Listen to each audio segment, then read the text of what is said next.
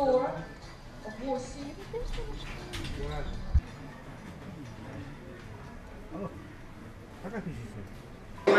Сегодня мы помогаем жителям города Якутска записаться в первый класс. В этом году, как и в прошлом году, запись в первый класс проводится путем использования электронных сервисов. И те жители, которые по тем или иным причинам пока не могут самостоятельно записаться, мы им помогаем, мы предоставляем площадку и консультантам. Сегодня у нас присутствуют представители окружной администрации во всех территориальных подразделениях, которые при присутствии каких-то вопросов нестандартных также помогают их разрешить.